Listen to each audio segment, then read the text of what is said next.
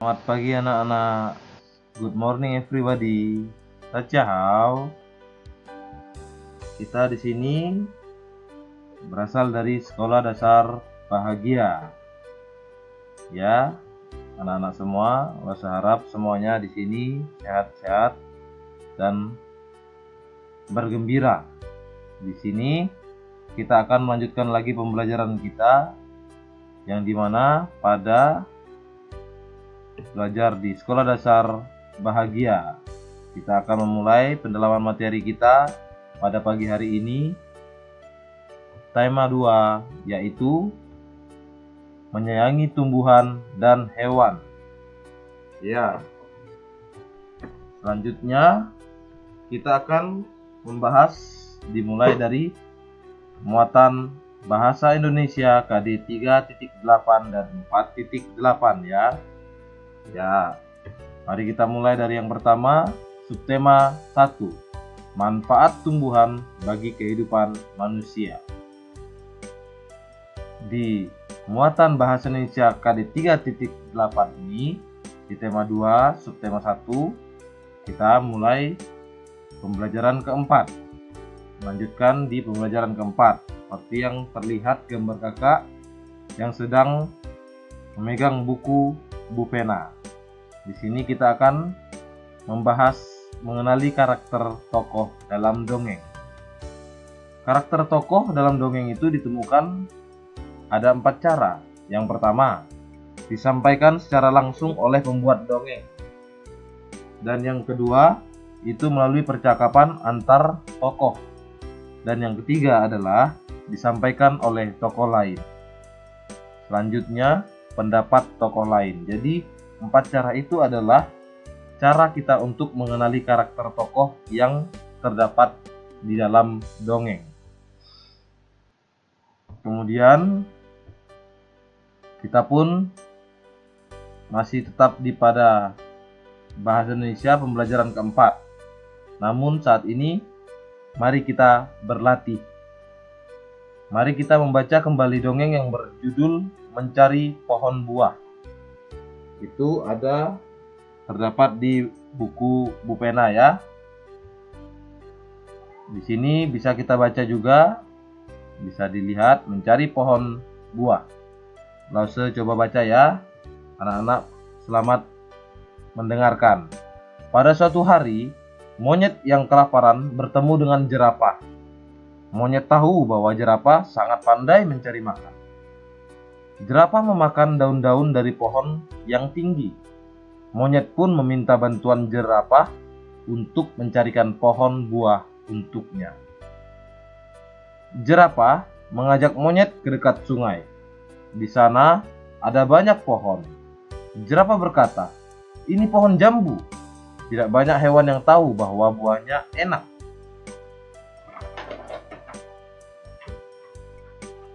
Monyet yang kegirangan segera memanjat dan memakan semua buahnya. Jerapah hanya geleng-geleng kepala. Jerapah lalu menunjukkan buah pohon lagi kepada monyet. Ini pohon mangga, tetapi buahnya agak asam karena belum matang. Monyet tidak memedulikan ucapan jerapah dan memakan semua buah mangga yang ada. Jerapah berkata, "Hati-hati monyet, nanti kamu bisa sakit perut." "Ah, tidak mungkin jerapah, perutku sanggup menampung semua buah ini. Kamu makan saja daun-daun yang ada." Monyet tertawa. Jerapah hanya bisa menatap temannya dengan khawatir. Tidak lama, monyet meringis kesakitan sambil memegang perutnya. Aduh, tolong aku jerapah. Ada apa dengan perutku?" Monyet menangis. "Itu karena kamu makan buah yang belum matang, monyet. Kamu juga sudah terlalu banyak makan." Jerapah menolong monyet turun dari pohon. "Aku menyesal jerapah. Aduh, perutku sakit sekali." Monyet terus menangis. Jerapah lalu mengajak monyet pulang. monyet berjanji tidak akan serakah lagi. Kemudian di sini mari kita lihat ada pertanyaan, ayo berlatih. Siapakah tokoh yang terdapat pada cerita tersebut? Ayo anak-anak, ada yang tahu? Ya, benar. Tokohnya adalah monyet dan jerapah. Selanjutnya, untuk di pertanyaan, apa yang terjadi kepada monyet? Ada yang tahu? Ayo pikir dulu, ayo. Ya, betul sekali. Monyet meringis kesakitan akibat perutnya sakit. Kemudian pertanyaan selanjutnya, bagaimana sifat tokoh monyet? Ayo, tadi ada 4 cara kan untuk melihat karakter atau sifat tokoh. Berarti sifat tokoh monyet gimana, anak-anak? Ayo berpikir dulu. Iya, betul. Serakah. Kemudian pertanyaan selanjutnya, bagaimana sifat tokoh jerapah? Iya, baik hati, karena dia juga menolong si monyet untuk pulang dan menunjukkan tempat buah yang diinginkan oleh si monyet. Selanjutnya, di manakah latar dongeng tersebut? Ayo, di mana? Ayo. Iya, betul, di pinggir sungai. Sekarang mari kita buka buku selanjutnya di halaman di muatan bahasa Indonesia pada pembelajaran kelima. Di halaman 117 ya, kita akan menemukan pesan dari teks dongeng. Dongeng itu biasanya berisi pesan yang ingin disampaikan oleh pengarang kepada pembacanya. Untuk menemukan pesan tersebut, kita juga dapat membaca atau menyimak dongeng dengan cermat. Seperti itu ya anak-anak. Jadi pada pembelajaran kelima bahasa Indonesia ini juga mari untuk mempertajam wawasan kita pun harus banyak-banyak berlatih. Kita baca lagi. Tadi sudah membaca dongeng berjudul Mencari Pohon, sekarang kita membaca Kebun Penuh Lubang. Di sebuah kebun tinggallah kakak beradik kelinci. Mereka bernama Lulu dan Lili. Pada suatu hari, datanglah sekelompok tikus tanah ke kebun. Mereka membuat lubang di mana-mana. Lalu Lulu berkata, "Lihatlah, Li, kebun menjadi penuh lubang sejak para tikus datang. Mereka juga merusak tanaman saat membuat lubang."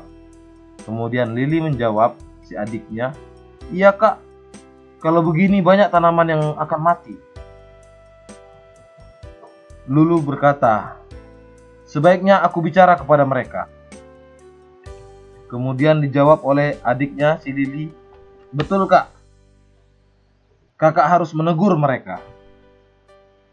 Lulu segera menemui pimpinan tikus yang bernama Kusi. Kusi menerima kedatangannya dengan senang hati.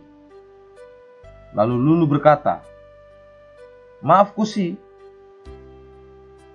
sejak kelompokmu membuat lubang, kebun ini menjadi rusak.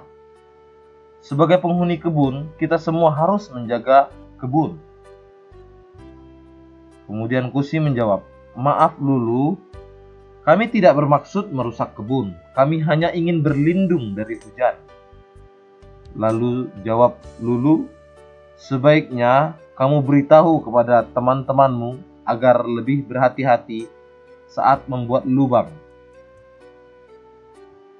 Dan Kusi pun menjawab, "Baik Lulu, aku akan mengingat teman-temanku." Dan Lulu pun menjawab si Kusi, "Nanti akan kubantu mencari tempat berlindung agar kalian tidak merusak kebun." Lalu Kusi pun menjawab, "Terima kasih Lulu." Setelah kita membaca cerita singkat kebun penuh lubang. Maka mari kita berlatih lagi anak-anak ya. Selamat mendengarkan dan menyimak dengan baik. Pertanyaan pertama, apa pesan yang terdapat dalam dongeng tersebut? Tuliskan menggunakan kosakata yang kamu ketahui, yaitu kosakata yang baku dan kalimat yang efektif. Ayo, apa pesannya yo dari cerita singkat kebun penuh lubang tadi? Apa pesannya? Ya, menegur apabila ada kesalahan yang merugikan lingkungan sekitar. Kemudian yang kedua, tuliskan unsur-unsur yang terdapat pada dongeng tersebut. Tuliskan tokoh, watak tokoh, dan latar belakang dalam dongeng. Latar belakangnya tentu kita sudah tahu ya anak-anak ya. Latar belakangnya adalah di kebun, seperti tertulis pada judulnya, yaitu kebun penuh lubang. Kemudian yang belum diketahui adalah unsur-unsur watak tokohnya, sifatnya itu gimana. Tokoh Lulu memiliki watak yang tegas dan bijaksana. Kalau Lili gimana wataknya? Ya, Lili memiliki watak yang peduli. Kalau Pak Kosi wataknya gimana? Benar sekali anak-anak, wataknya adalah rendah hati karena dia mau mendengarkan apa yang disampaikan atau apa yang diucapkan oleh Lulu supaya mendapatkan kebun yang asri dan indah. Kemudian selanjutnya kita tetap pada buku Bu Pena, yaitu di muatan bahasa Indonesia pada pembelajaran ke-6. Pembelajaran ke-6 itu terdapat di halaman 121 yang berjudul menceritakan isi dongeng berdasarkan gambar seri. Gambar seri adalah apa? Iya, rangkaian gambar yang mewakili isi cerita atau dongeng. Kemudian langkah-langkah menemukan pesan dalam rangkaian gambar seri itu ada 4 anak-anak ya. Bisa kita lihat dan bisa kita baca. Langkah yang pertama dalam menemukan pesan dalam rangkaian gambar seri, yang pertama mengamati gambar dengan cermat. Berarti kita harus memperhatikan gambar itu dengan baik-baik. Yang kedua, memperhatikan susunan atau urutan gambar. Kemudian yang ketiga, memahami setiap peristiwa pada gambar. Dan yang keempat, kita harus bisa untuk menemukan pesan dalam rangkaian gambar supaya dapat membentuk sebuah cerita. Jadi, langkah untuk menemukan pesan dalam rangkaian gambar seri ada 4. Seperti yang bisa anak-anak baca ya. Ya. Kita lanjut. Di halaman selanjutnya, bahasa Indonesia, mari kita berlatih. Mari kita mengingat lagi kembali dongeng tentang pohon pepaya dan pohon kelapa. Mari kita mengingat kembali.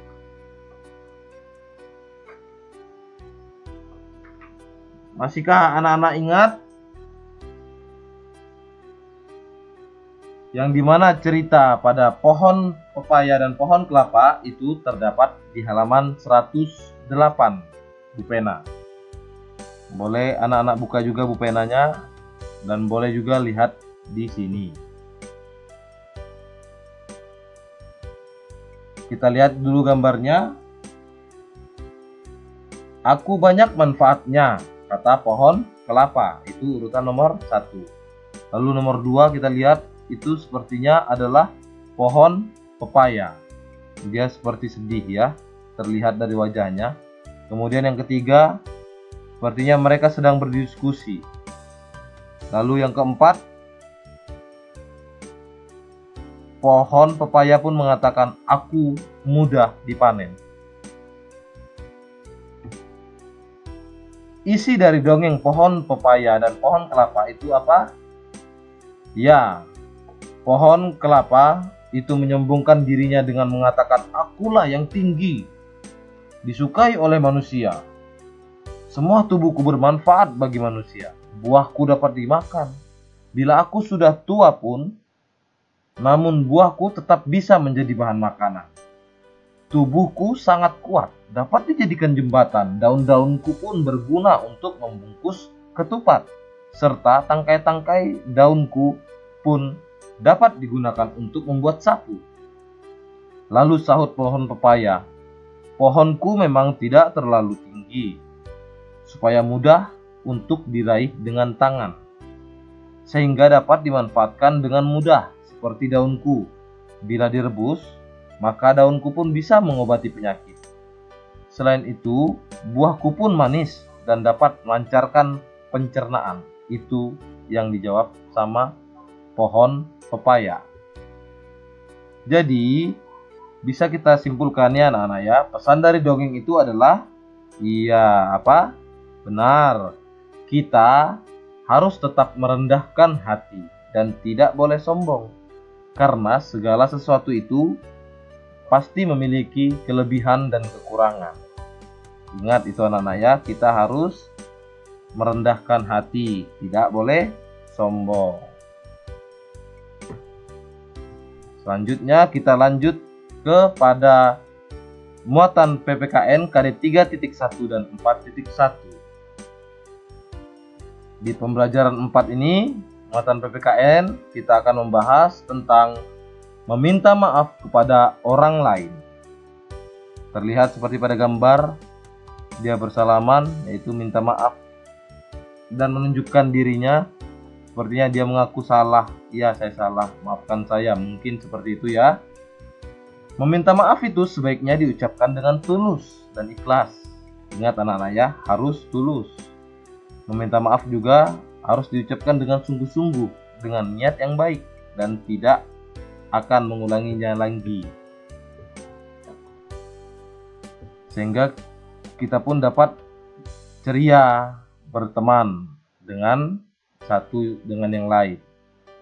Minta maaf itu juga merupakan salah satu perbuatan yang terpuji, perbuatan yang sesuai dengan pengamalan sila kedua Pancasila, yaitu apa anak-anak? Ya, kemanusiaan yang adil dan beradab.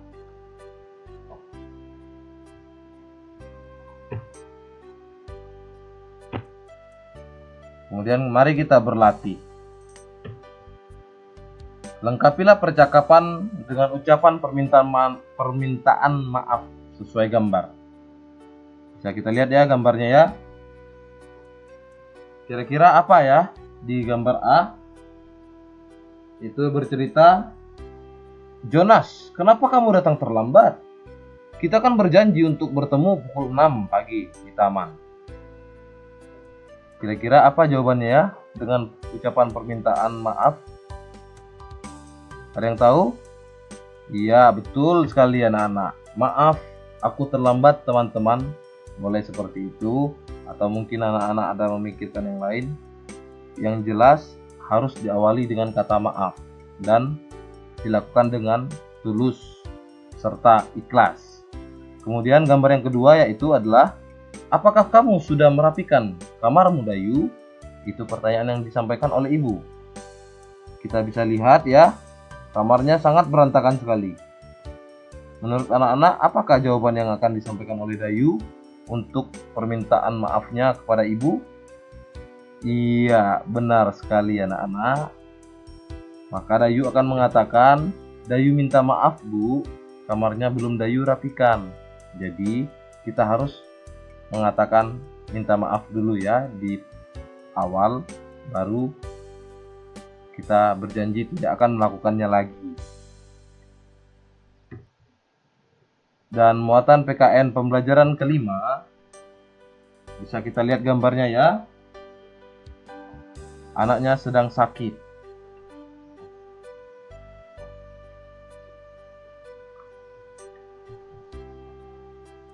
Dan di mana di sini kita akan menjelaskan tentang mendoakan orang lain.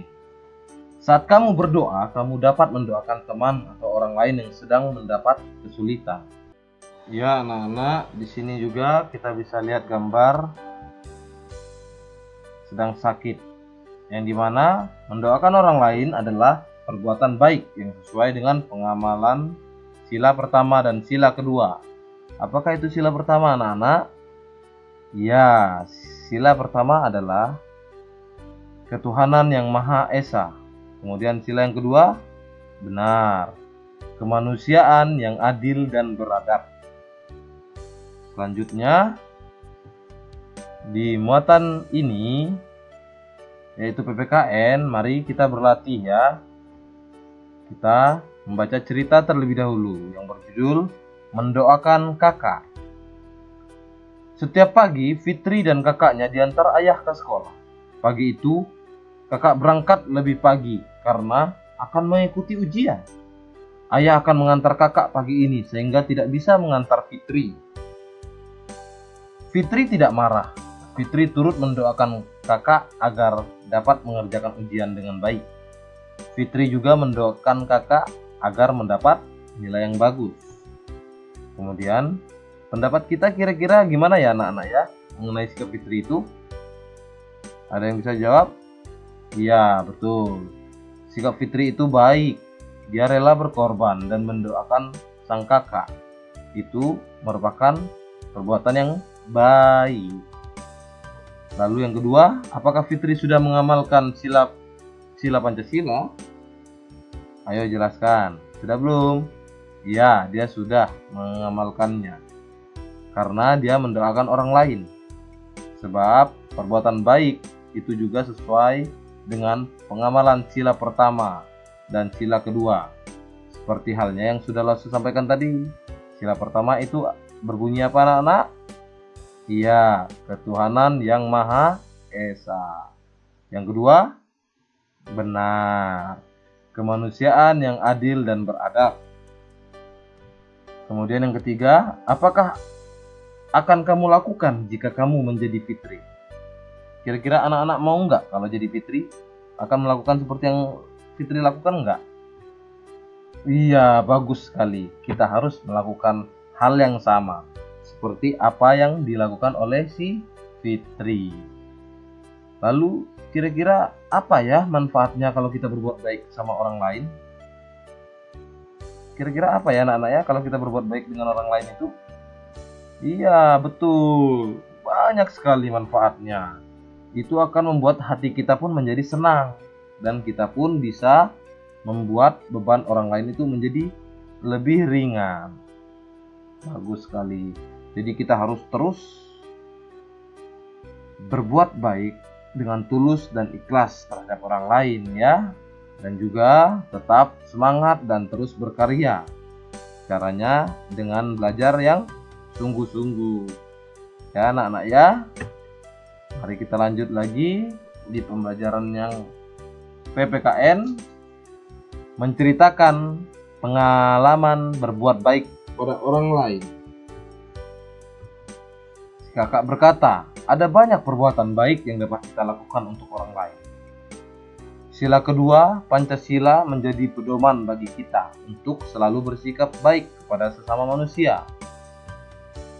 Berbuat baik itu harus dilakukan dengan penuh keikhlasan, seperti yang sudah kita baca tadi ya, yang sudah kita lihat tadi. Kita harus lebih tulus, ikhlas dalam menolong orang lain, karena itu adalah perbuatan yang baik. Benar sekali anak-anak. Kemudian sampailah kita pada pembahasan matematika KD 3.1 dan 4.1. Mari kita lihat ya. Kita membahas muatan matematika yang menyelesaikan soal cerita menggunakan sifat pertukaran pada penjumlahan. Maka di sini kita dapat menyelesaikan masalah sifat pertukaran dalam bentuk soal cerita. Untuk dapat menyelesaikan soal cerita dengan baik, kita pun harus membaca soalnya dengan cermat, dengan pelan-pelan, supaya kita paham maksud dari pertanyaan tersebut.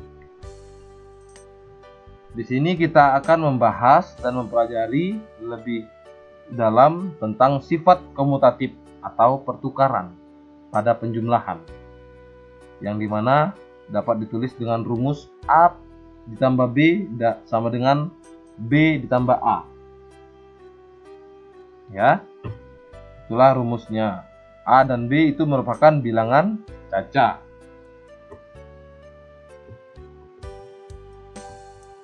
Dan di dalam penyelesaian soal cerita menggunakan sifat pertukaran pada penjumlahan ini pun kita bisa lebih termudahkan dalam menyelesaikan soal dengan rumus yang tadi. A ditambah B sama dengan B ditambah A. Contohnya adalah misalnya kita menggunakan angka 3 dan 4. Kita jadikan 3 itu sebagai A dan 4 itu sebagai B. Berarti penyelesaiannya adalah 3 ditambah 4 sama dengan yang B tadi apa? 4 ditambah 3. Ya, seperti itu. Bisa paham ya anak-anak ya? A dan B itu adalah bilangan caca. Iya anak-anak, bisa dilihat si kakak ingin mengatakan, ya mari kita berlatih lagi. Kita simak dengan baik ya. Mari kita berlatih supaya lebih memahami tentang cara mengerjakan menggunakan cara komutatif atau pertukaran pada penjumlahan. Di bus A sudah ada 13 siswa, berarti di dalam bus A sudah ada 13 orang ya. Lalu naik lagi dari luar 15 orang siswa. Kemudian di bus B sudah ada 15 siswa. Berarti di dalam bus B itu sudah ada 15 orang siswa. Berarti selanjutnya beberapa siswa naik lagi ke bus B sehingga jumlahnya siswa di bus B sama dengan jumlah siswa bus A. Lalu ditanyakan, mari kita menentukan banyak siswa yang naik ke bus B. Berarti jawabannya seperti apa anak-anak bila menggunakan cara komutatif atau pertukaran? Ya, jawabannya 13 karena tadi A ditambah B sama dengan B ditambah A. Berarti kita mulai dari bus A.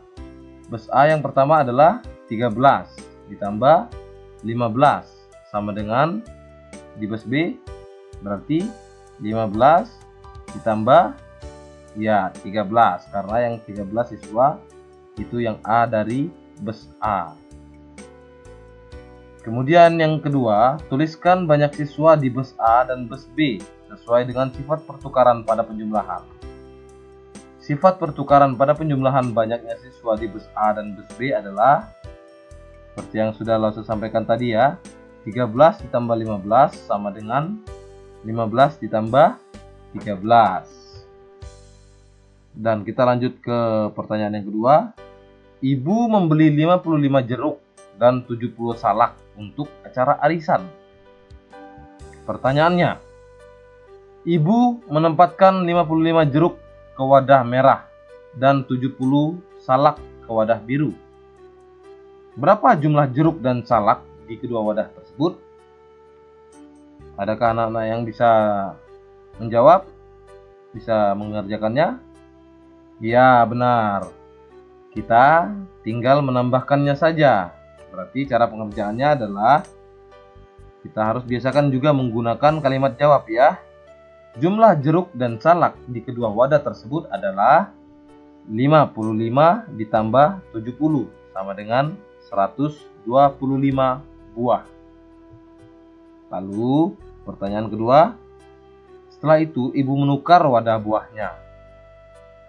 Yang sebanyak 70 salak itu ditempatkan ke wadah merah dan 55 jeruk ke wadah biru. Berapa jumlah jeruk dan salak di kedua wadah tersebut? Sekarang ada yang mau menjawab? Ada yang tahu? Benar sekali anak-anakku yang sangat pintar. Caranya juga sama seperti kita mengerjakan soal A, yaitu gunakan kalimat jawab terlebih dahulu. Jumlah jeruk dan salak di kedua wadah tersebut sekarang adalah 70 ditambah 100, maaf, 70 ditambah 55, dan hasilnya 125 buah. Caranya sama ya anak-anak ya, bisa dipahami ya. Bila ditanyakan berapa jumlah jeruk dan salak, berarti kita mengerjakannya adalah menggunakan jumlah awal ditambahkan dengan jumlah yang kedua. Seperti itu anak-anak ya, dalam pengerjaannya. Lanjutnya, pertanyaan yang ketiga yaitu di huruf C, apakah jumlah soal A dan B itu sama? Tuliskan sesuai sifat pertukaran pada penjumlahan. Sama enggak anak-anak jumlahnya? Iya, betul sekali. Jumlahnya ya, sama.